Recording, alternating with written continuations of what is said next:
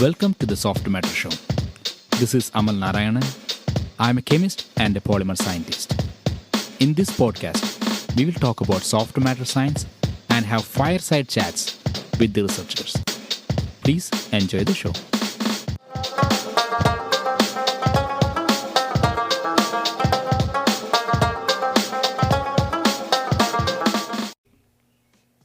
Hello, soft matter people.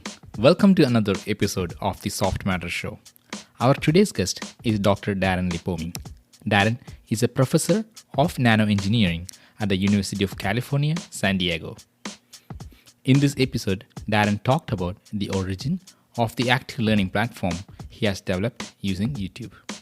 Also, Darren shared his experience on developing his very own podcasting platform, the Molecular Podcasting, which is one of the podcast platforms that inspired me to create the Soft Matter Show. This episode also discusses about the futuristic technologies Darren is developing with his team at the University of California, San Diego. This episode is filled with a lot of fun segues, and the video version of this conversation can be found in Darren Lipomi's YouTube channel. Now, let's hear from Darren. Today we have Dr. Darren Lipomi here at the Soft Matter Show.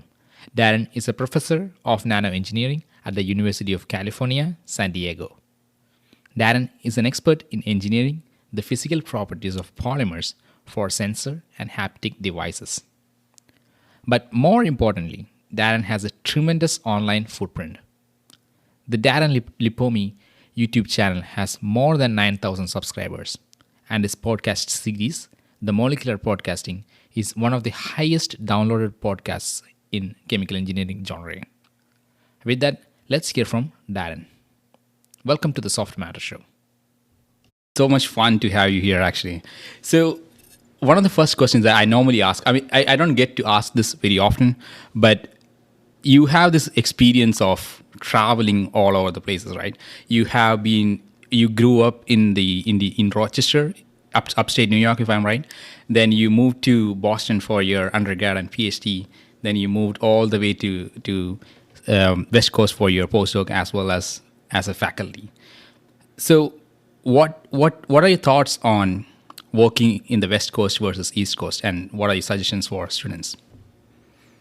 That's a big question that has many answers.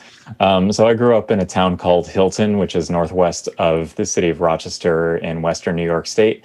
Rochester itself is very diverse. It has a strong history in the civil rights movement. So, for example, Susan B. Anthony and Frederick Douglass did a lot of their important work there, and they're actually buried at Mount Hope Cemetery, which is the first municipal cemetery in the United States. But Hilton itself, 25 minutes northwest, is kind of like a small town America. It has cornfields in every direction. I was born there, though my family, is basically a Rochester family, but I was born and grew up in Hilton. And culturally, what I notice is that despite the homogeneity and the Trumpiness of the space between big cities in America is friendliness, and it's hard to pay for the type of customer service that you get at a McDonald's or Starbucks or CVS in small town America, and even in places that you pay a lot more for customer service. You don't really get it as much. I can completely understand that point, actually. Moving from Midwest to New Jersey, I can see that complete difference. Yeah, it's unbelievable the way that this works. And then I moved to Boston. So every move I made, the weather got a little bit better. So the weather's a little bit better in Boston. There's a kind of like a hard-nosed, hard-working type attitude of people in academia and administration in the Northeast. So I did my undergraduate degree at Boston University and my PhD at Harvard. Then I moved to Stanford, and in Northern California, it's a little bit. There's some aspects of the Northeast that are in the Bay Area. There's a little bit of a hard driving culture, but not nearly as much. You didn't have as many people working nights and weekends in the lab, and I'm not going to make a value judgment about that right now. It's just what I observed. And then Southern California is very it's very relaxed, and that may be a euphemism for for some maybe characteristics that make someone who grew up and did their schooling in the Northeast feel like maybe they have a little bit of an advantage. So in terms of the work culture, like when you're working in the lab, you said like there's more of a relaxed schedule in the California side, like that's what you felt like. So what do you think is a perfect style for an academician or a PhD student to follow? I think a little bit of it depends on the field. There are some fields where the lab and the library have a complementary relationship, where the library is where you go to do research on knowledge that exists, and the lab is where you go to collect knowledge that doesn't exist yet, and you achieve it through experimentation. There are some fields, however, that are so lab intensive. Organic synthetic chemistry is a good example, where you really can't make any headway at all unless you're willing to put 10 to 13 hours a day, and it's not necessarily the healthiest field to be in terms of work-life balance, but there are huge differences in the amount of time that it actually takes to get something out of the lab. So I would say that there are some labs, some types of workflows where the relaxed attitude lends itself better, is more consistent with that type of attitude. And I think the field of some amount of device work and some laboratory intensive experimentation, but not to the extent of organic synthesis, is something that maybe works well in SoCal, whereas in the Northeast, maybe the more lab intensive things are more congruent with the culture there. And this is stuff I haven't focus group tested. I'm speaking these words for the first time, and I hope you don't get a lot of Twitter rage for having said that. But that's just I my observation. I mean, I asked this question in my previous guests as well, like Niels Holton. He was a UCSB PhD student, then he moved to Chicago, then he's working right now at MIT. So he has like the similar philosophy that you were talking about when he worked, across the country. That is exciting that there's a commonality between the opinions of two different people. So yeah, I'm taking my data points from random places. Yeah, I think the fields that I would most like to work in are those that allow work-life balance, right? So where you are treating the lab like the library, except you're going to go in there for targeted purposes to get the information that you need. Yeah, that's perfect. So since you brought up the topic of organic chemistry, like I'm aware that you started your research as a synthetic organic chemist, right? So how did you inspire yourself to transform your career from a chemist to a electronics engineer, I would say? How do you think, how did you make that transition? I think there are a couple of vectors along which one might optimize their career trajectory. One is, what are you good at, and what gets you? What are the problems where you go into, or what are the topics where you go into a class and you feel good at it? You're maybe toward the higher end of the grade distribution in the class. You have a lot of passion for the material. Maybe you've never heard of it before you took the class, but you kind of like it. For me, organic chemistry was like that. I didn't know anything about it before I took it, but I felt like I could personify functional groups and atoms and molecules and intermolecular forces and synthetic steps. I like the puzzle building aspect of it. It was a very straightforward type of a problem for me to solve. I like the forensic aspect of it too. So you have some colorless oil, and how do you know the structure of it if it has a molecular weight of 300 grams per mole? Some combination of NMR and IR and mass spectrometry allow you to deduce the structure. I liked all that. but that wasn't the problem that got me out of bed in the morning, which was more like energy applications or human-machine interfaces, and not even so much human-machine interfaces, but rather human perception and cognition in ways that could be probed by materials and engineering phenomena. So, but I didn't have any expertise in that. So when I thought of energy, or clean energy, I thought of windmills and nuclear power and solar cells that are made from inorganic semiconductors that involve quantum phenomena and solid state material science, solid state physics that I don't have the background in, and frankly, I don't have the adeptness for. There are a lot of people out there that are better at that stuff than I am, but I got pretty good at organic synthesis as an undergraduate. I had 2 first author papers in my undergraduate lab in like straight up organic synthesis. And then I thought, okay, that's going to be my ticket into these other problems that get me out of bed. Like I don't think about synthetic problems. I think about synthesis as a tool that I can use to make progress in these other fields that really have a deep spiritual connection in me.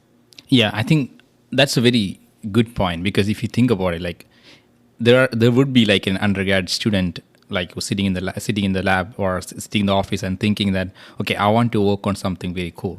I want to work on astrobiology or fields which sounds very cool, but the way to there could be very hard for people from a very diverse background. So I think the point you are making is that you try to learn something and you get the routine of working and get better at it. Once you get that opportunity, then you can transform yourself to the field that you could contribute to and the one which can get you out of your bed. Which is an excellent point that you're making. Yeah.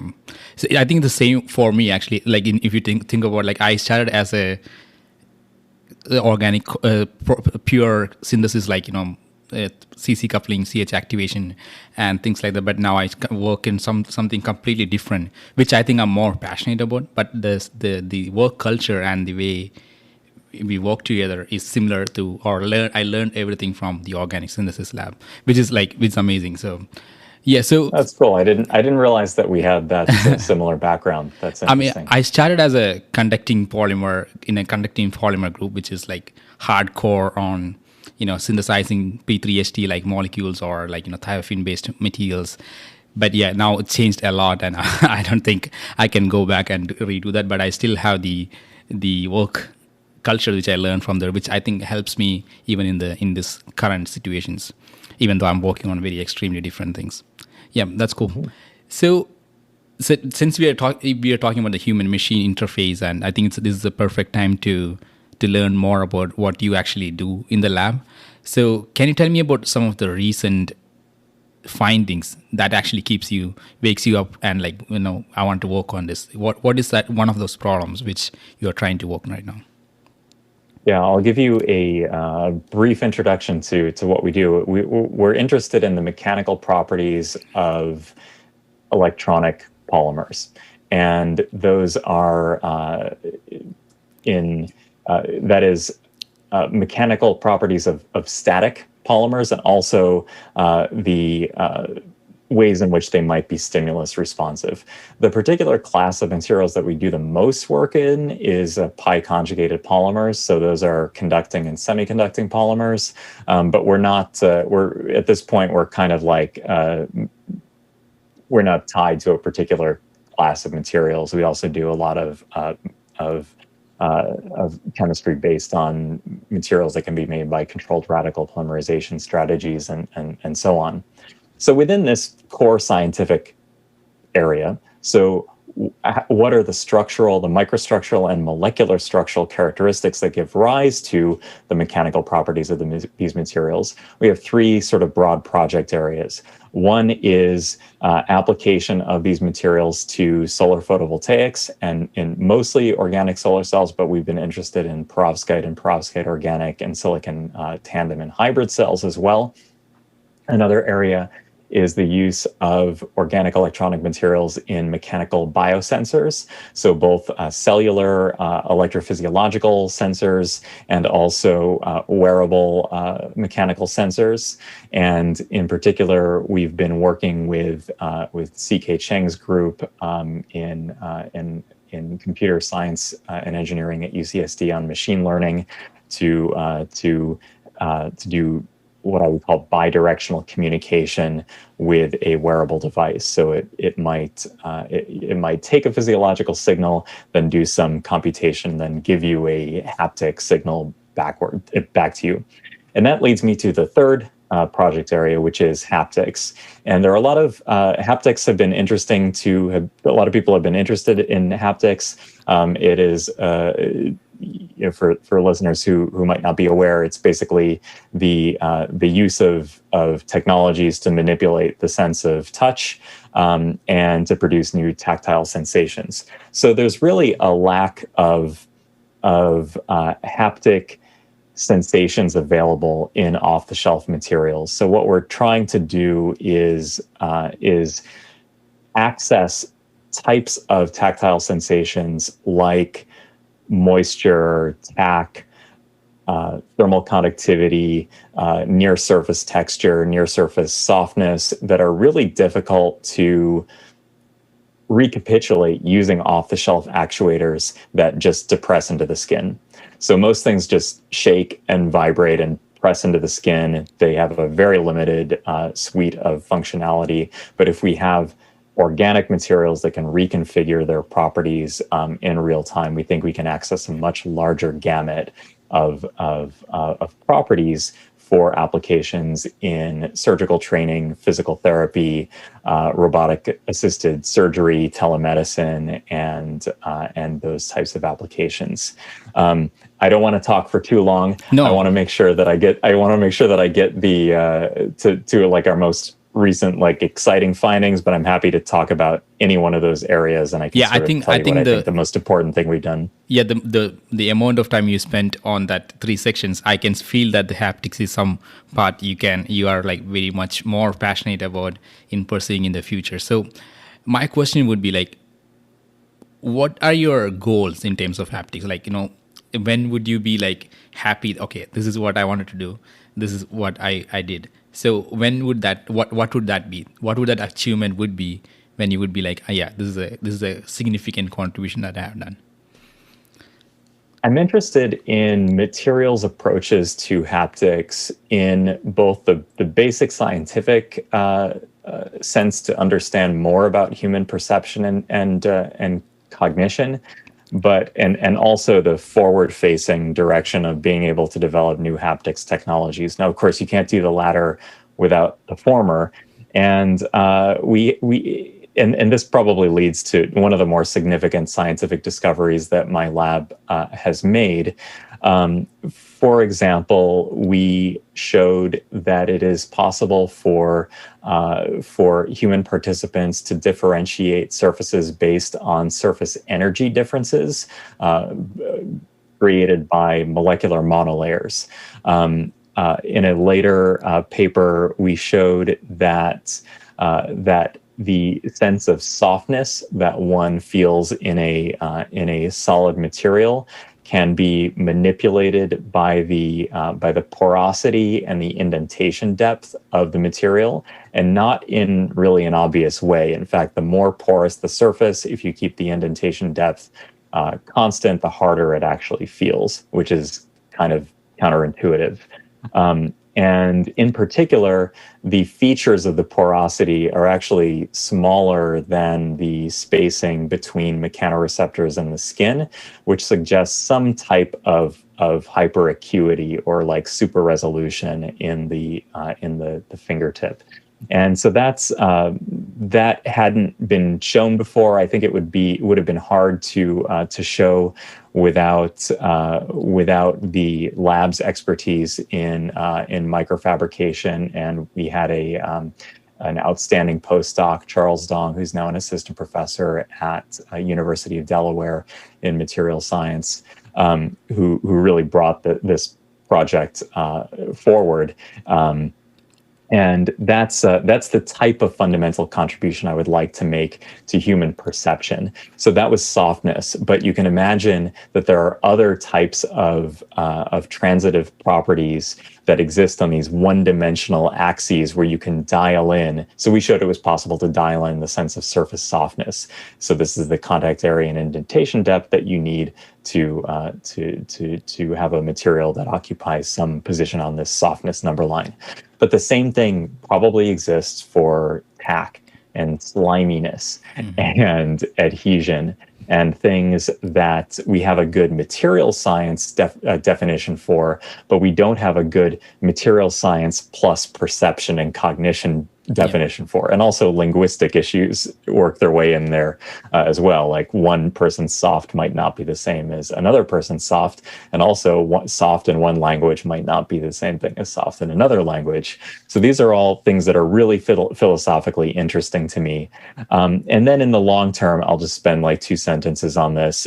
We really are interested in integrated devices in gloves and wearable technology that can interface in virtual and augmented environments. So our most recent paper on this was the use of a conductive polymer using an intermittent electrotactile signal that could simulate a sense of roughness and smoothness. And we showed that it was possible for participants to separate the roughness and smoothness in the face of conventional vibrotactile signals, which simulated like surface hardness and also thermoelectric devices, which could heat up and cool down. So that maybe is it involves a lot of technological sophistication for a material science group to be able to do something like that. I mean, for a robotics group, it would be very easy, but for us, it was like a huge investment to be able to integrate materials into like a wireless wearable platform that could do this in real time in VR. Yeah, so that is very exciting, because if you would have been an undergrad, like thinking from a chemistry, or like when you're doing the synthesis, you would not have thought of coming this forward and thinking about something of a real life technology, or which you can feel, right? Those are my favorite things, like where you can make something in a flask. Those are the best projects to me. You make something in a flask, you put it in an integrated device, and you get an effect that hasn't been demonstrated before. Yeah. And one thing, I mean, just like I'm making it up probably. So if you can find a way to have a haptic device for NMR, so if you just touch and find out what the product is, that would be fun too. So yeah, just a side note to it. So so what does your team look like? Is it like what does the expertise or the background of your teammates look like? I work in the Department of Nanoengineering, which also houses the chemical engineering program. Our team has 10 graduate students and 2 postdocs and 6 undergraduates right now, although we're kind of in between the academic years. So it's 6 to 8, depending on who's coming in and who's coming out.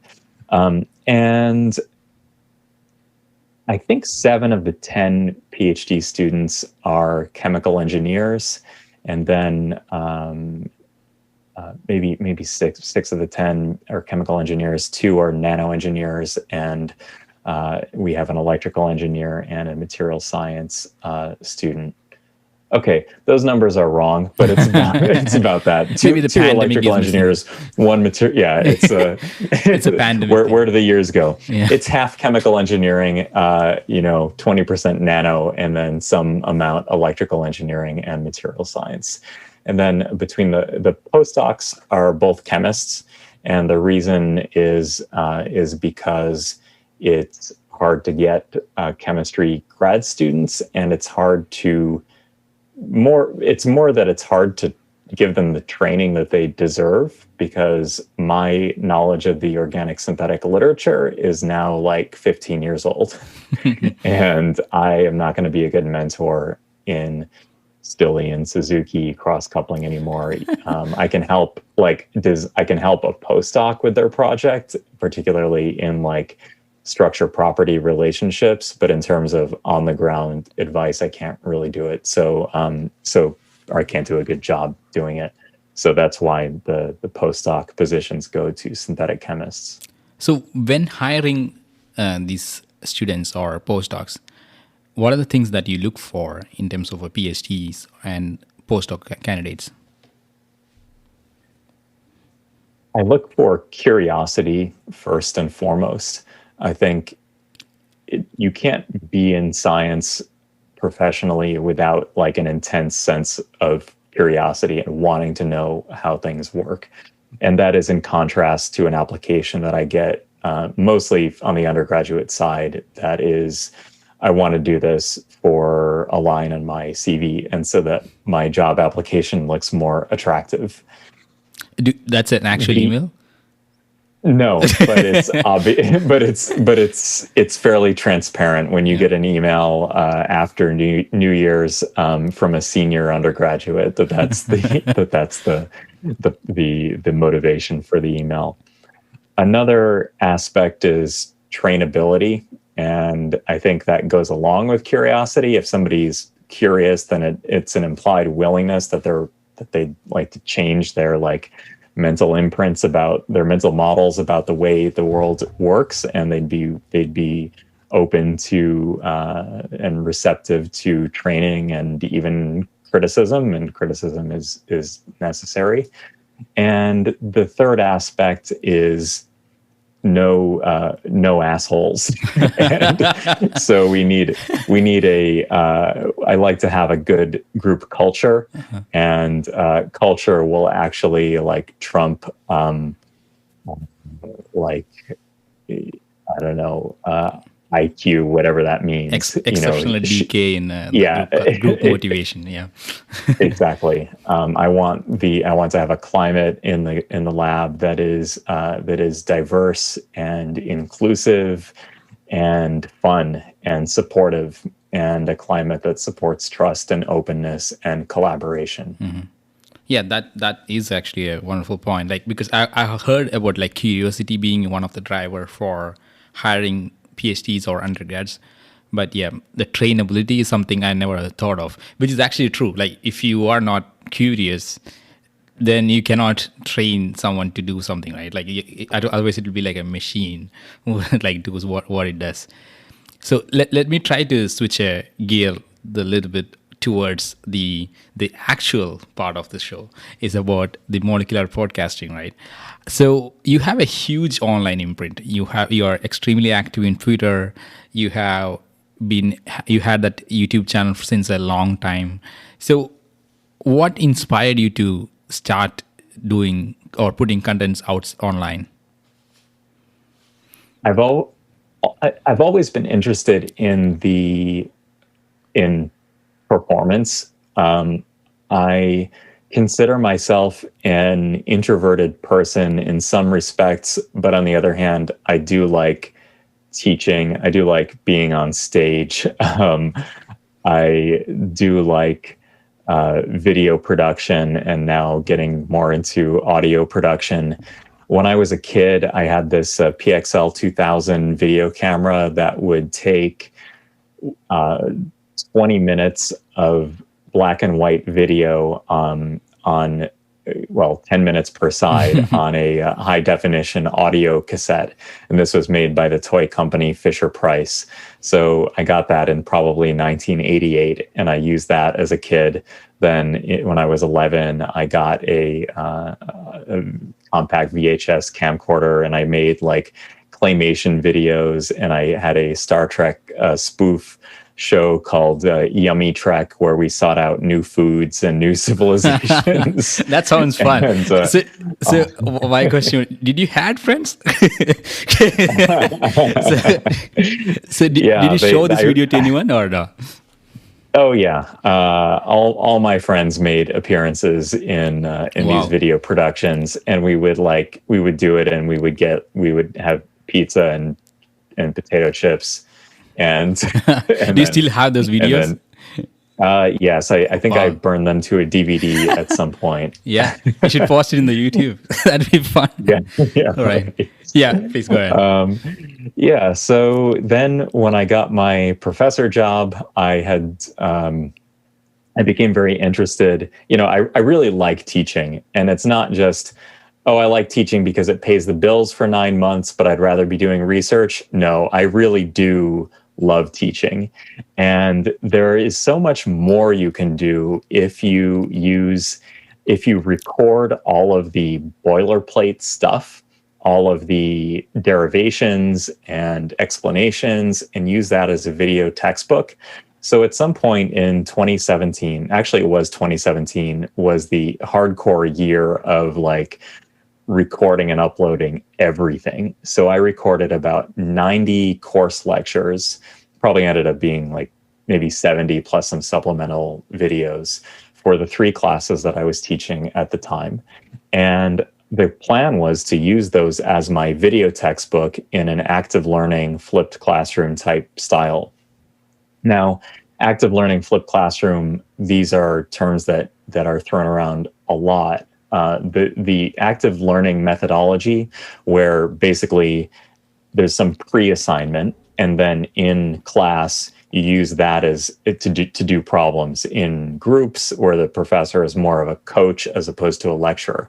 Now, this whole process lives and dies by the quality and the compelling nature of the pre-assignment. If it's just reading a textbook, like that's not that engaging. I mean, we have a textbook for each of the courses that I teach, and they're an important complement, but it's really hard to get engineering students and natural sciences students to do reading 3 times a week before the class. Maybe history and literature.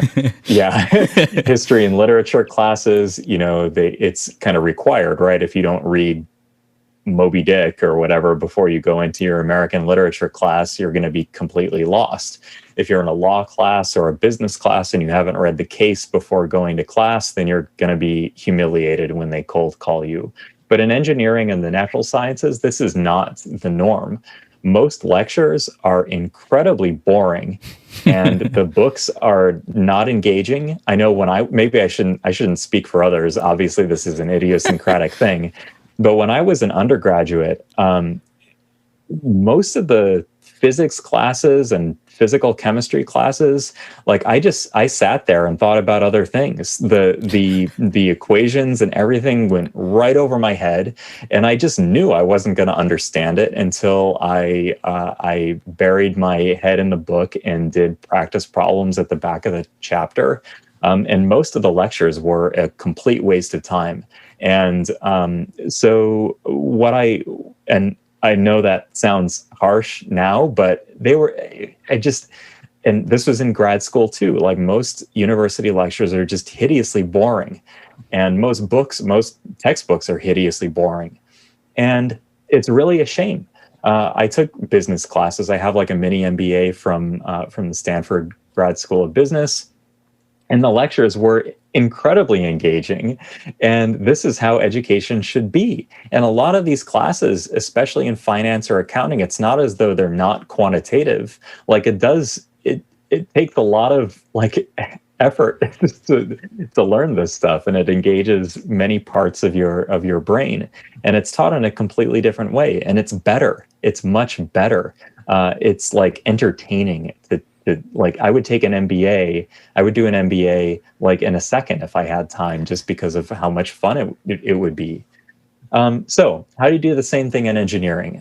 You have pre-material that's actually interesting and fun. And so I did these lectures. I recorded them. They serve as the basis of my in-person classes. And then in person, it's a variety hour. It's like the Colbert Report. It's not that I'm like as talented as Stephen Colbert, but it's like you get the idea. We do a lot of different things in the class. There's problem solving. There's like sort of role playing. Like you're in a company. This is the design challenge that your customer gave you. How do you solve it?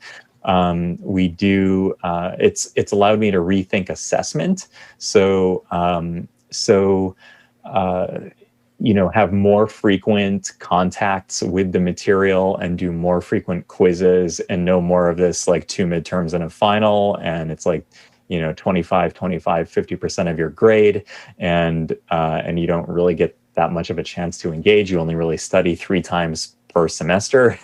And we don't do that. We break it up. We try to have like an immersive experience, and it's really only possible because of YouTube. I also YouTube video, podcasting, electronic resources. And you were asking about podcasting. I went off. No. I actually want to have a follow up on that actually. So how did that inherent need came to you? Like, I mean, this has been done, like, the way YouTube has been here for like 15 years, I would say. But nobody has thought about this, because every day the teachers or the professors are creating content, right? But it never comes online. Like if you look for polymer chemistry or polymer physics lectures, you are the first one shows up. There was never any other people who attempted to do this. So why this inherent curiosity to do this came to you? Have you ever thought of that? Yeah, it's. I guess I would develop my earlier point in sort of a different way. Well, first of all, it's not entirely correct that I'm the first person to do this. There's like MIT OpenCourseWare. There's stuff out there that has way more hits than I do, and that's not even including like Coursera and Khan Academy. Like Khan Academy is great. The problem is you don't. Yeah, the problem is you don't have a personal relationship with those instructors. Whereas if you're on a university campus, you have the resources of like me and the classmates, particularly the classmates, who you could actually have this like in-person session with, which is more valuable than the videos, right? Because the classes and having classmates and like live like flesh and blood human beings around you, or even on Zoom, which actually wasn't that bad using this technique. That's where the value add is. That's like why people are paying tuition, right? Because of the community. We won't talk about like the signaling effect and sheepskin hypothesis and why it's all just a big racket. We can talk about that later if you want. But anyway, how I view it is that we have each other in the room and we can engage with each other. And that's what makes it different from Khan Academy and Coursera. Now, you had asked about like, just why do it? Why did I do it? Yeah. So one is to make a more like immersive teaching style, to have a more immersive teaching experience or learning experience for the students. Another thing was really selfish. It's just much easier for me to do, and it plays to my skills and abilities and experience better, to run the in-person class session like an engaging variety hour. And in particular, I don't have to re-memorize all of the derivations again. And this is an experience that every professor has, where you need to go back through your notes because you forgot like where that factor of 2 came from in the derivation of the Keesum energy, and you and thermodynamics would be a troublesome thing to teach. Yes, exactly. And is it worth our time, given all of the other things that we have to do to like relearn the minutia of teaching a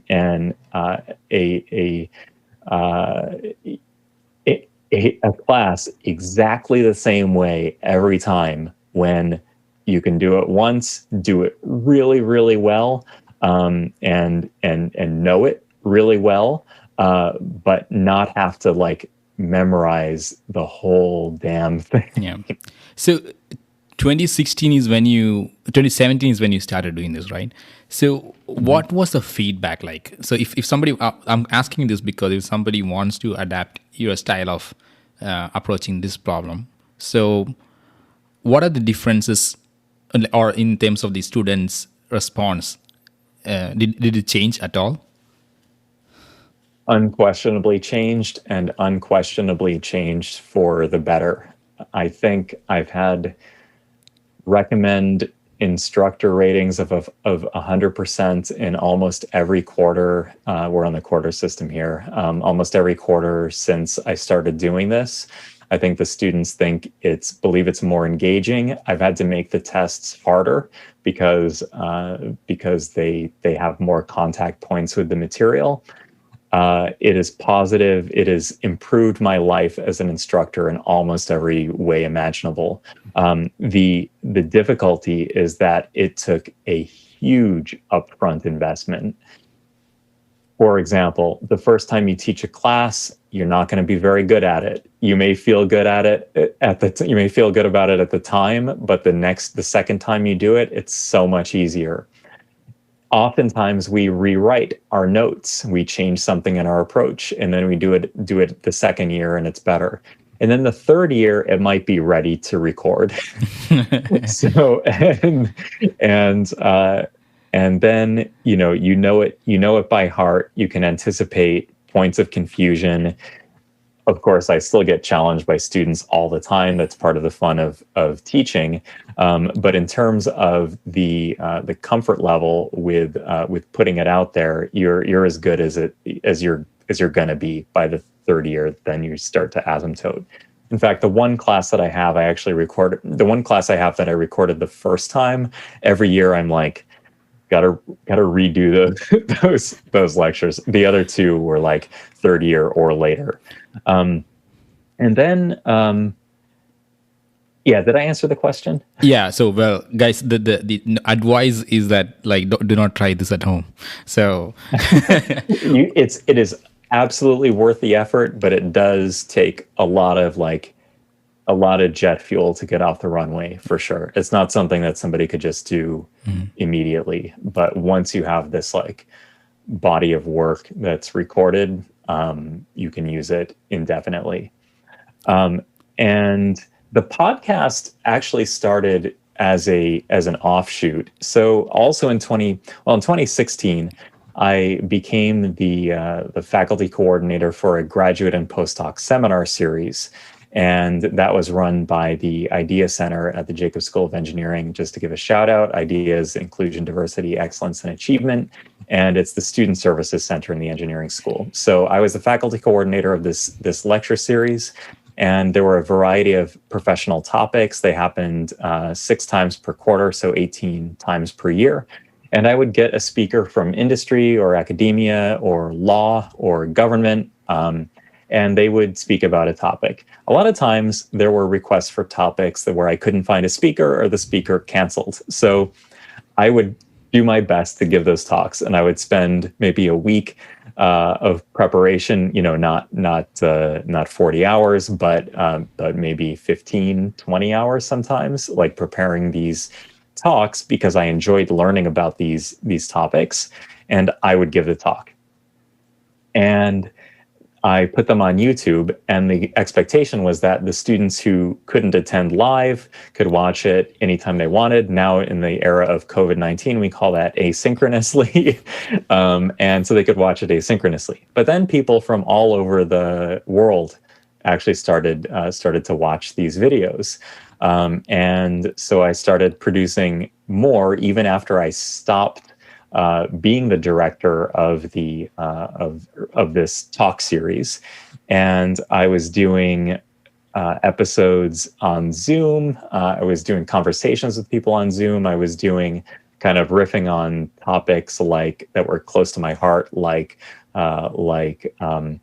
grant writing and mental health and anxiety issues, and speaking to people that could talk about these issues as well, and all these like peri-scientific topics, so topics that are not necessarily specific to one field, but are specific to the experience of a practicing scientist or academic researcher. So the target audience is really like research interested undergraduates, graduate students, postdocs, and early career faculty. And there's something for almost everybody in there.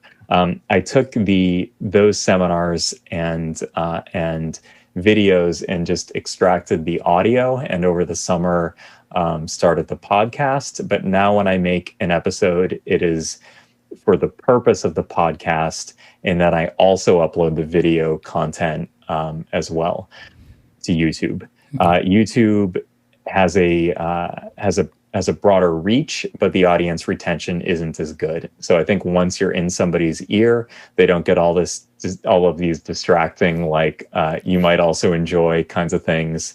And so the audience retention is like 70% on the podcast, but maybe 25% on YouTube, even though you get more hits. On YouTube, the hits are more committed on the podcast. Yeah, I agree. Actually, like even for this show, the retention of audience in the podcast form is way higher than what I see from YouTube most of the times. I think it's probably because the way you don't have a lot of things going on in the screen. That also can be like distracting and also like there will be like numerous suggested videos on the side, which will also distract you at some point. Yeah, trying to radicalize us in science. I hope.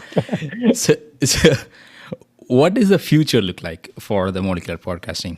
Where do you want to go with the molecular podcasting in like a couple of years from now? Recently, I've taken on a leadership role within the Idea Center in the Jacobs School of Engineering at UCSD, and that might involve a fireside chat series where we talk to leaders in STEM education and mentoring and inclusion and diversity, and perhaps make a UCSD branded podcast series based on that work, and that would be a semi-regular occurrence. Molecular podcasting itself will continue as kind of like my video audio blog and production.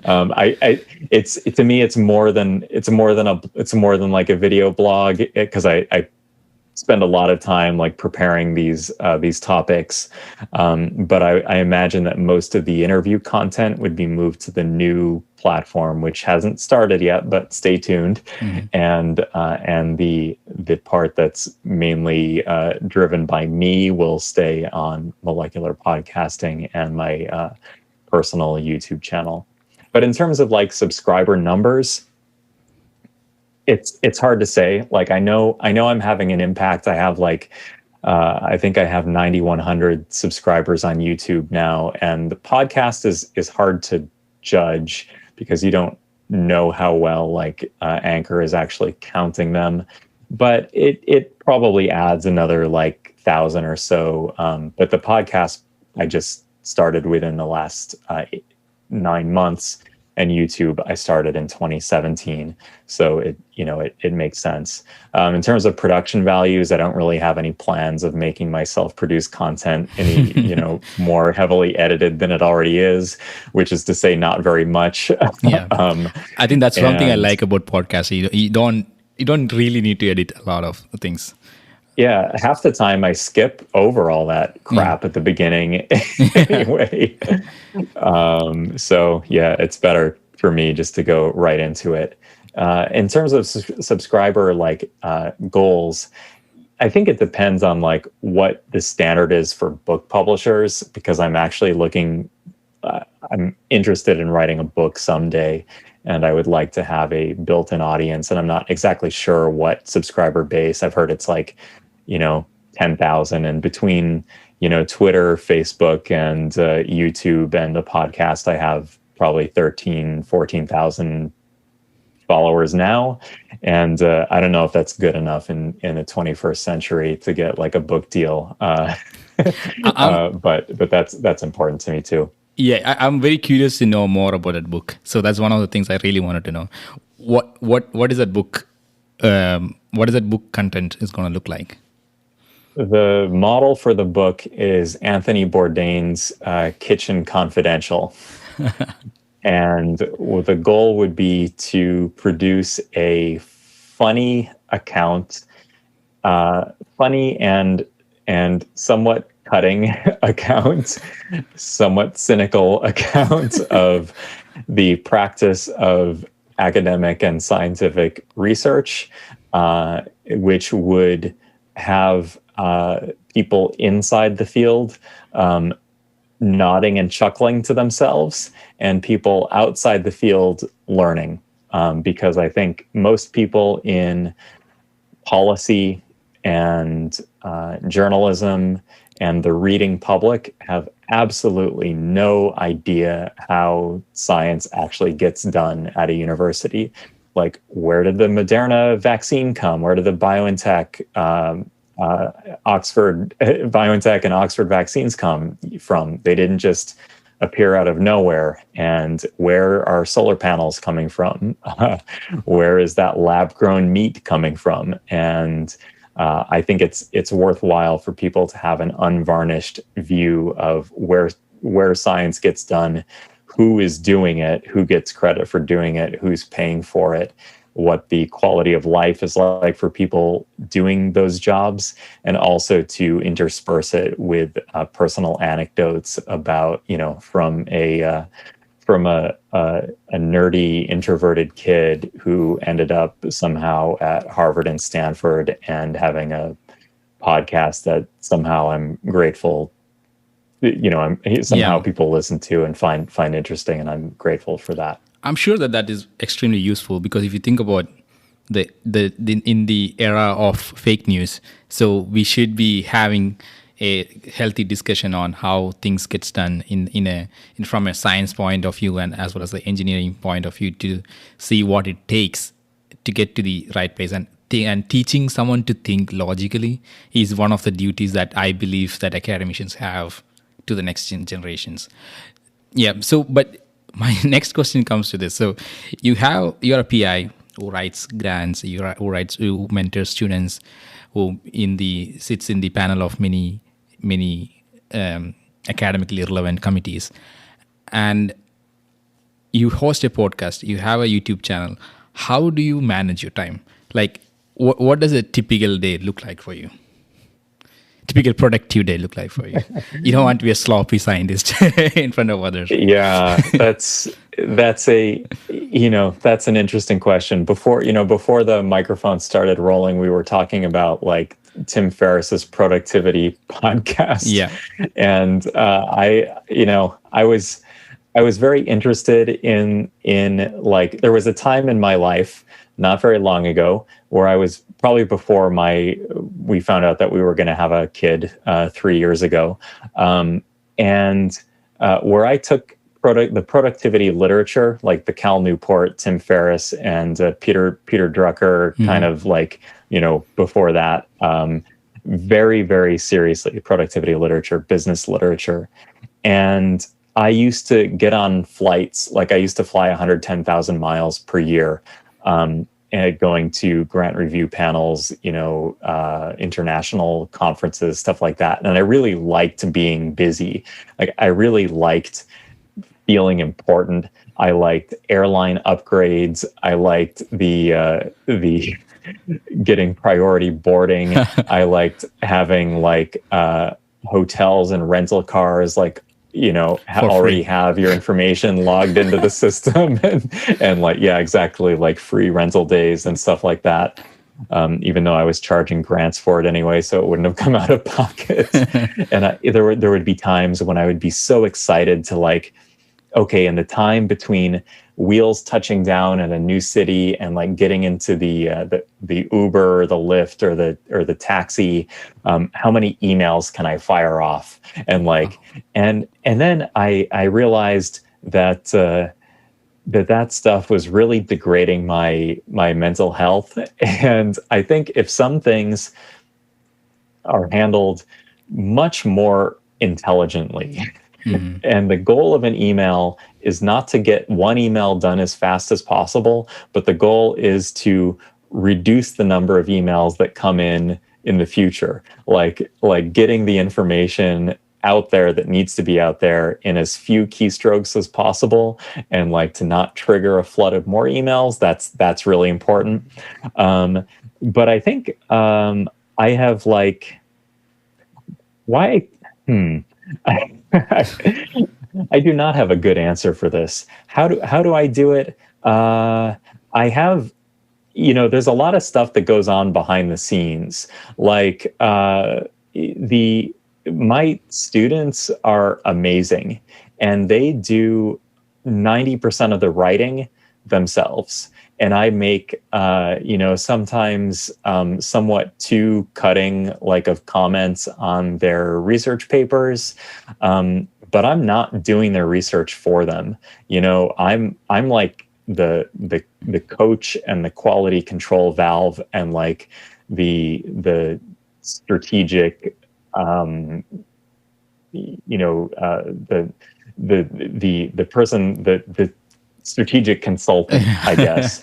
But like, there were some years where we had like 15 original research papers come out, and while a lot of the words in the paper, like the sentence structure, might have had my imprint on it, like I wasn't like writing those papers, really at all. I mean, I read probably 10, I went through probably 10 drafts of each one, but I didn't construct it, right? Yeah. I didn't make most of the keystrokes myself.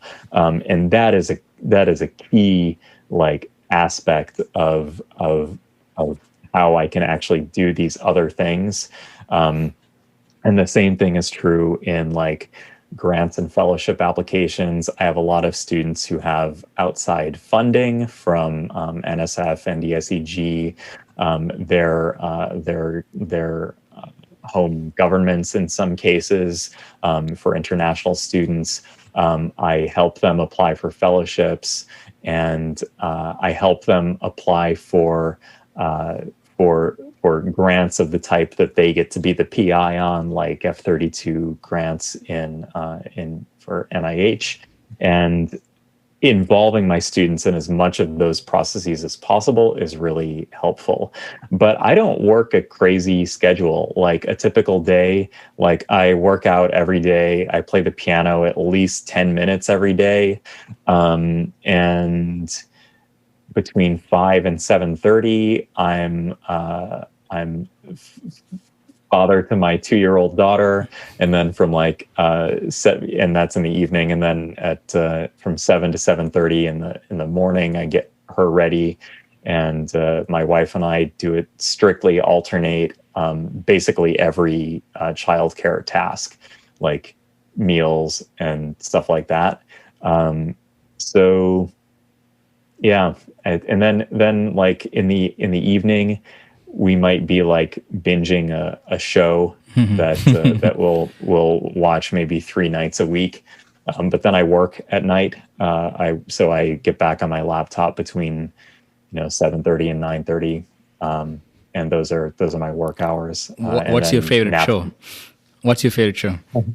Favorite show of all time, or what am I watching now, or maybe both? Favorite show of all time. Favorite show of all time is Star Trek Deep Space Nine. I know nothing about that, actually. Unfortunately, I know nothing about it. I think I was born in a different place, so it's different. I think I can get that because most of the students I know, they know about it. Then I was like, okay, I keep silent when that topic starts. But what are you watching now then? Right now we are watching The Expanse, which is, well, people can, it's Star Trek era, like 23rd century, but there's no light speed, so it all takes place within our solar system. and it's very gritty and in some cases grotesque so far. But other shows that I like are not going to surprise anyone in your audience. Game of Thrones, House of Cards, before it turned out that Kevin Spacey was a creep. I can say the same thing. Until 3rd season, it was really good, but yeah. First season is the best one of House of Cards, I would say. Yeah.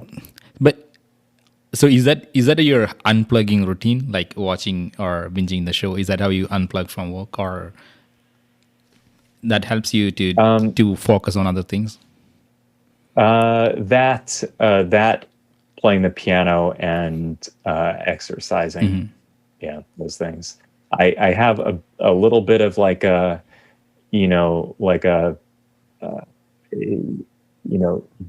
a meditation practice, and I almost like hesitate to say that because of like how much of like a, uh, I don't know, singling kind of douchebag it makes No, me I don't sound think so. like. But See, like, this is what crazes me the most. Like, who doesn't have an imposter syndrome? Like, it's very hard to say, right? Like, because anytime you talk to someone else, they will be like, "Oh, I don't want to let this information of me go outside," which prevents a lot of people to putting content online. Like, even for me, it was like for a few months, I debated whether should I start it or not. So yeah, it it's a hard changes. decision, Yeah. right? Yeah. And like the meditation thing, right now it's not that important in my life, but there were times when it was very important. But I think in terms of like Maslow's hierarchy of needs, for me, it's like sleep, and I'm working on that now. It's not easy. Sleep, diet, and exercise, and making sure that I get to spend time with my wife and daughter. And then when those things are satisfied, and then I do more like mindful practice. And I don't mean to disparage the practice at all, because I've been doing it somewhat regularly for 6 years. But there's definitely like what white dude with a podcast doesn't meditate, and I kind of regret that association. And it's sort of like Dave Matthews Band in the 1990s. Like, I couldn't admit to liking it because I resented the fans. But now, I like Dave Matthews Band, and I meditate a couple times a week. Yeah, that's good to know. I mean, many people will have the time to, they would not be able to admit something like that. But yeah, you are being very brave to put. Yeah, we call that they call that toxic masculinity, right? Where you can't admit the and you're in the perfect connection to other people, and yeah, you're in the perfect position as well. Like, you are in California as well. That adds up a lot more stereotypes to to the meditation that's aspect right. of it. That's right. We have the beach. I meditate on the beach during my run. Yeah, there we go. Wow, that was a surprise to me. All right, so let me ask you this: what are your suggestions for the next upcoming scientist who wants to start an academic job? What are your advices for them? My there was a TV show. I don't know if it's still on. It might be still on. Good Eats by Alton Brown, and he's also prominent in other shows on the Food Network. But he had other jobs in his life, and he was kind of like disappointed and underwhelmed by the quality of cooking TV shows. And he said, I could do this way, way better. And one time I saw an interview with him, probably in like 2007, on a CNBC show called The Big Idea with Donnie Deutsch, who's an advertising executive. And Donnie Deutsch asked Alton Brown, how did you know that you wanted to do this? And he gave his story, and he's like, yeah, but he probed deeper. How did you know that you were going to be the one to do this? And he said, whenever you do something where you put yourself out there in front of people, and that could be in publications, the lecture hall, grant proposal writing, you are selling yourself as a product, and you have to have a sober assessment of where your skills line up against other people's, and make sure, and now I'm using my words, but captures Alton Brown's sentiment, that you are using the sharpest arrows in your quiver and not trying to be second best at somebody else's game. So even if you don't perceive there to be a field at the nexus of what you're good at and what you want to contribute to, try to make that field. Like, try to exploit what you're good at, which may not be like what you're passionate about, but figure out like where your skills line up, and try to figure out a way to apply what you're good at to what you're passionate about in the highly likely case where what you're good at and what you're passionate about are not the same thing. Because eventually, like, if you're good at it, you will become, passionate about it. So like you said earlier, the current directions of my research lab, like we still have lots of activity in mechanical properties of organic semiconductors and mechanical biosensors, but like kind of this out there pie in the sky thing is in haptics. But when the papers that I'm most excited to review and the grant proposals I'm most excited to review are definitely on mechanical properties of semiconducting polymers and structure property relationships and like physical organic studies of these materials. Because even though when I was an undergraduate, I didn't know what a conjugated polymer was, I certainly didn't know that I would be interested in mechanical properties. It's just what I'm good at now, what I feel like I have an advantage in compared to other people in the field, and that's what I feel good about doing. Yeah, that's an excellent piece of advice for budding scientists. One of the things I think I learned from that is like what you need to know is that you need to know yourself to use that, like to understand your skill set. You need to take the time off or like to find out what you're good at. Then you have to apply yourself towards something which would be more useful. Right. There's another professor that has a podcast. His name is Tyler Cowen. He's at George Mason University and has a podcast, Conversations with Tyler. I actually interviewed him on molecular podcasting. He was my highest profile guest. But he calls what you're talking about metacognition applied, so where you know your own skills and you know where to push on your, what the sharpest arrows in your quiver are, and how to apply them to problems so that you can make a difference, as opposed to banging your head against the wall competing with people that are better at, whatever at you. There will always be something that you are best at, and that might be at the intersection between a few different areas. Yep, that brings out to me to the last question. One of your podcasts, you mentioned that you like to cook posto. How did that happen?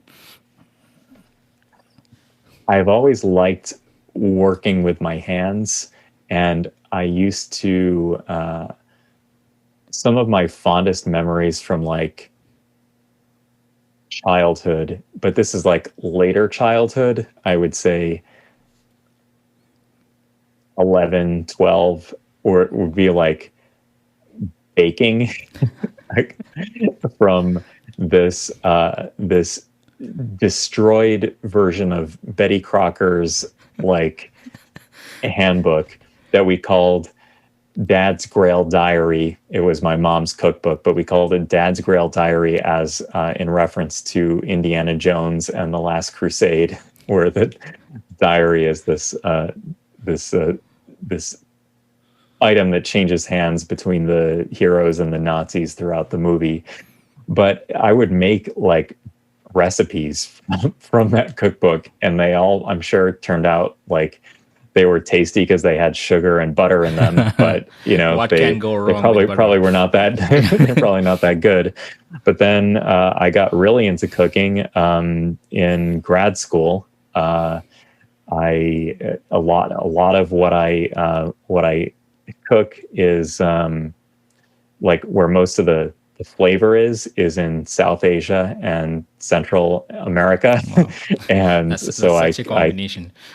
I cook, let's say, I hesitate to say this in front of you. I cook Indian food. I went to India on a trip to in grad school, and I ate the best that I've ever eaten ever, and I wanted to learn how to do that, so I've taken that quite seriously. Wow. And I make a lot of like Mexican inspired food, but just like at home, Wow. Yeah, that's fun to know actually, like, because I was very curious, because I did my undergrad in West Bengal, where posto is a real thing. Like, people love posto. I mean, I had a previous roommate who loves cooking posto, but then when I listened to your podcast and when I heard posto, I was like, oh, you are also really into this. Because it's not an easy thing to make. It's very simple, right? It has a lot. It has literally nothing. That makes it even harder to make it. So when you have like in Indian food, you just throw in a ton of masala, and most of the times it will taste good. But when you don't have the masala, then it's a problem. Like when there's less spice involved, then it's a problem to cook. So somebody asked me in my class the other day, do you wish that you could go into the lab more? And I said, not really, for a number of reasons, like opportunity cost. I don't know where stuff is. I'll break stuff. I probably should be spending my time like writing grants and paying for my students who actually know how to do experiments, whereas I like haven't done stuff in a long time. But I get that fix of working with my hands in other ways in my life. So like the ideal Saturday for me is going either to Home Depot or to the International Grocery Store. So we have a great like Indian supermarket close to our house where you can get things like loofah and bitter gourd and drumsticks and just awesome like produce that's inexpensive, and the staff is really knowledgeable, and they have every whole spice and ground spice and every kind of rice you could possibly imagine, and yogurt that comes in gallon. Yeah, that's fun. Yeah, I mean, I'm also surprised that, I mean, when I was in Ohio, then when I go to the Indian store, I don't get a lot of things what I want. But here, now I'm in New Jersey, was like almost the capital of India. So where I go and to the Indian store and I get everything I need, whatever I can get from India. So yeah, let me know when you go next time to South India. I can ask my parents to host you. Then you can have the traditional way of banana leaf and like, have the food in it. That'll be fun when everything comes back to normal. Yeah, with that, sure, thank you so much for your time. I mean, you have been a pleasure to talk to. I think we should do a round 2 at some point. Yeah. I would be happy to. Thank you, Amal. It was thank you so great much. Fun. Yep. Same here. That's it for today, guys. I hope you all enjoyed this episode. Please find the show notes at thesoftmattershow.com for more details. That is thesoftmattershow.com. You can write your questions, suggestions, and everything else to me at amalnarayanan@thesoftmattershow.com. See you with another exciting episode soon. Until then, goodbye.